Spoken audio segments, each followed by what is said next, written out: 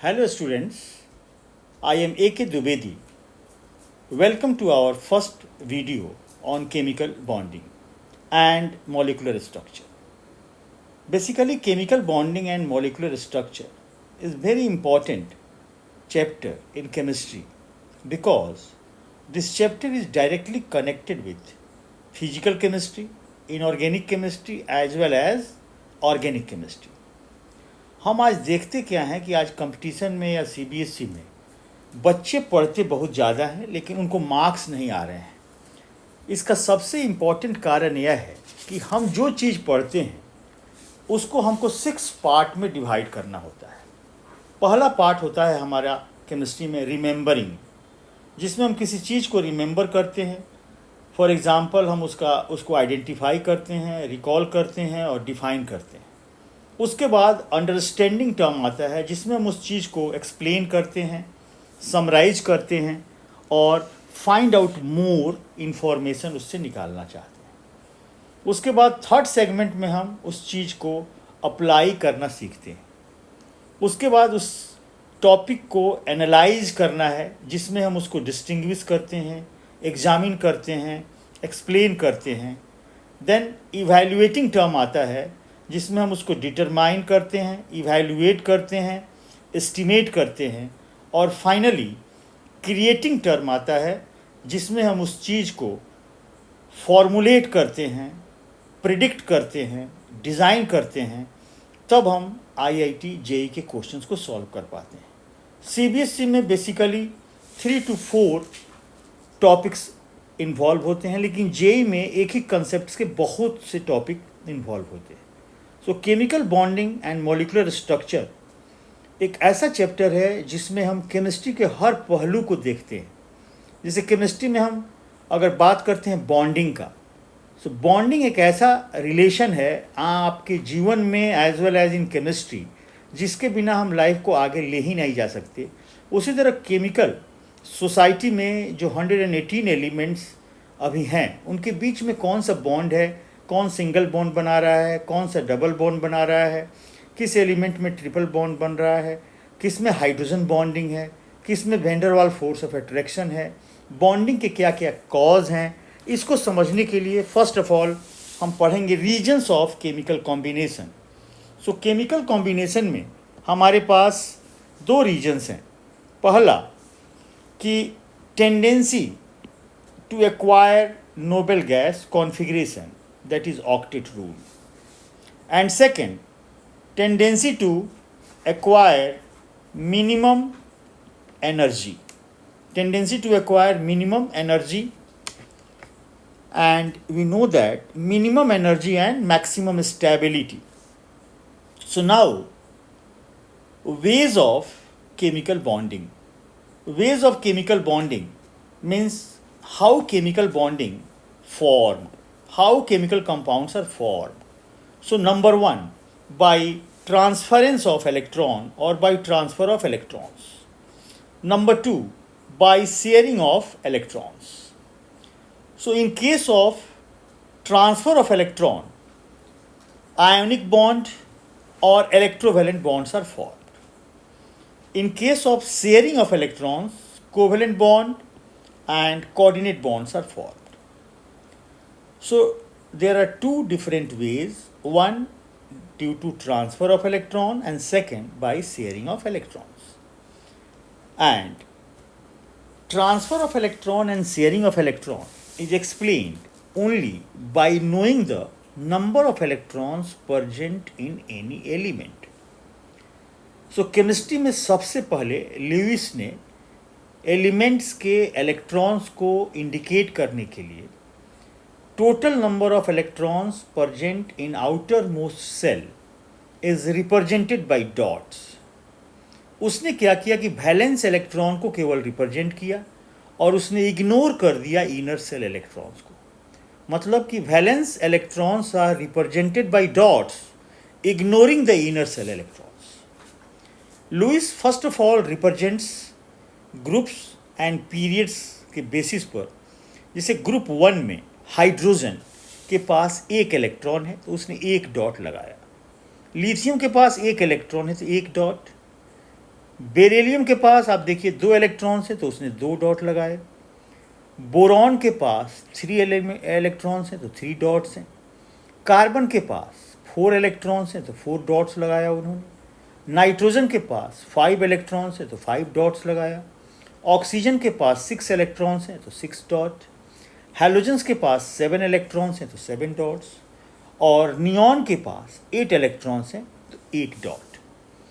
एक एलिमेंट है हीलियम, उसके पास केवल 2 ही इलेक्ट्रॉन हैं, सो एक्सेप्शन है ऑक्टेट रूल का, उसको हम कहते हैं डुप्लेट। सो बेसिकली लुइस ने क्या किया कि किसी भी ग्रुप को उसने रिप्रेजेंट किया और पीरियड को, जैसे ग्रुप 1 में जितने भी एलिमेंट्स हैं उनके आउटर सेल में 1 इलेक्ट्रॉन्स है, सो उसने उसको 1 से रिप्रेजेंट कर दिया। और उसने बताया कि number of electrons present in the outermost shell, उसको हम वैलेंस सेल कहते हैं और उस इलेक्ट्रॉन को वैलेंस इलेक्ट्रॉन कहते हैं। और इसके बेसिस पर हम उसके वैलेंसी को प्रिडिक्ट कर सकते हैं। कोई भी एलिमेंट अगर इलेक्ट्रॉन लूज करता है, सो आउटर सेल से इलेक्ट्रॉन अगर लूज हो जाएंगे, उसके बाद जो इनर सेल में इलेक्ट्रॉन्स होंगे वह अब वैलेंस सेल की तरह काम करेगा। जैसे आप देखिए मैग्नीशियम का एटॉमिक नंबर है 12, इसके आउटर सेल में 2 इलेक्ट्रॉन्स हैं। और मैग्नीशियम 2+ जब उसने 2 इलेक्ट्रॉन लूज किया, उसके बाद अब उसके आउटर सेल में 8 इलेक्ट्रॉन्स हो गए, यानी कि अब लोएस्ट सिंबल मैग्नीशियम का क्या हो गया, 8 हो गया। सो बेसिकली हमने देखा क्या कि नंबर ऑफ वैलेंस इलेक्ट्रॉन किसी भी एलिमेंट्स के आउटर सेल में जो हैं उसको रिप्रेजेंट किया लुइस ने। इसके बाद कोसेल और लुइस का कंबाइंड कंसेप्ट आया कि कोई भी एलिमेंट क्यों एक दूसरे से कंबाइन करना चाहता है। तो कोई भी एलिमेंट अगर दूसरे एलिमेंट के साथ कंबाइन करेगा, तो हमने आपको अभी बताया था कि इसके 2 वेज हैं। पहला है by the transfer of electron और दूसरा है by sharing of electrons. So Kossel Lewis का कंबाइंड कंसेप्ट यह कहता है कि to achieve octet of electrons, atom can combine either by transfer of valence electron from one atom to another, gaining or losing, or by sharing of valence electron. फिर से हम इसको repeat करते हैं। To achieve octet of electrons, atoms can combine either by transfer of valence electrons from one atom to another. One atom to another means by gaining or by losing, or by sharing of valence electron. This is known as octet rule. Then types of bonds. On the basis of octet rule, types of bonds, basically bonds divided in 2 parts. Bonds between atoms of same molecules or between atoms of different molecules. First one is between atoms of same molecules and between different molecules. Between atoms of same molecules divided in 4 parts.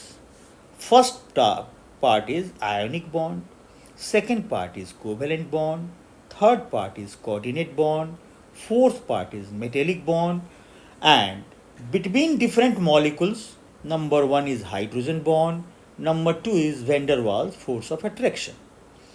So हम क्या करेंगे कि एक एक करके हर bond पर हम अलग से एक्सप्लेनेशन आपको देंगे। सबसे पहले आप जानिए कि nature of bond formed between 2 atoms depends on electropositive and electronegative character of bonded atoms. This is most important. इससे इम्पॉर्टेंट कोई टर्म ही नहीं है केमिस्ट्री में कि हम कैसे पता लगाएंगे कि हमारा कौन सा बॉन्ड बनेगा। ये एक ऐसा टेक्निक है जो आपको किसी भी बुक में लिखा हुआ नहीं मिलेगा। यह एक्सपीरियंस से आता है कि कभी भी 2 एलिमेंट्स अगर कंबाइंड हैं और दोनों का नेचर सेम है, अगर दोनों इलेक्ट्रोपॉजिटिव एलिमेंट हैं, यानी कि इलेक्ट्रोपॉजिटिव एलिमेंट से कंबाइंड होगा तो हमारा मेटेलिक बॉन्ड बनेगा। अगर एक इलेक्ट्रोपॉजिटिव एलिमेंट इलेक्ट्रोनेगेटिव एलिमेंट से कंबाइंड होगा तो हमारा आयोनिक बॉन्ड बनेगा। अगर इलेक्ट्रोनेगेटिव एलिमेंट से कंबाइंड होगा तो हमारा कोवेलेंट बॉन्ड बनेगा। इस चीज को हम फिर से दोबारा आपको बताना है कि electropositive plus electropositive means Na plus Na plus K plus K plus, दो मेटल अगर कोई भी इलेक्ट्रोपॉजिटिव एलिमेंट है उसके मिलने से जब भी बनेगा तो मेटेलिक बॉन्ड बनेगा। अगर एक इलेक्ट्रोपॉजिटिव एलिमेंट और एक electronegative element, for example electropositive is Na plus और इलेक्ट्रोनेगेटिव इज Cl माइनस, अगर ये दोनों मिलते हैं तो बॉन्ड का नेचर आयोनिक हो जाएगा। अगर इलेक्ट्रोनेगेटिव एलिमेंट फॉर एग्जांपल दो एटम ऑफ क्लोरीन अगर आपस में कंबाइंड होंगे तो बॉन्ड का नेचर हमारा हो जाएगा कोवेलेंट। अब आपके मन में एक क्वेश्चन होगा कि आयोनिक बॉन्ड में एक पॉजिटिव आयन है और एक नेगेटिव आयन है। सो बेसिकली बॉन्ड का मतलब लोग समझते हैं कि एक एलिमेंट दूसरे एलिमेंट से कंबाइंड होता है, एकदम गलत बात है। दो एलिमेंट के बीच में बॉन्ड होता ही नहीं है, बेसिकली बॉन्ड होता है आयंस के बीच में। So when a bond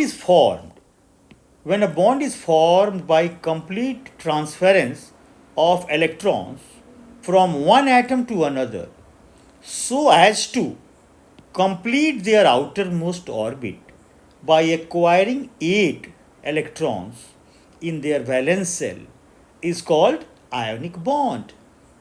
Again, we know that metals loses electrons and form electropositive ion, that is cation, and non-metal gain electrons and form electronegative ion, anions. So metal loses electrons and form electropositive ion, and non-metals gain electrons and form electronegative ion.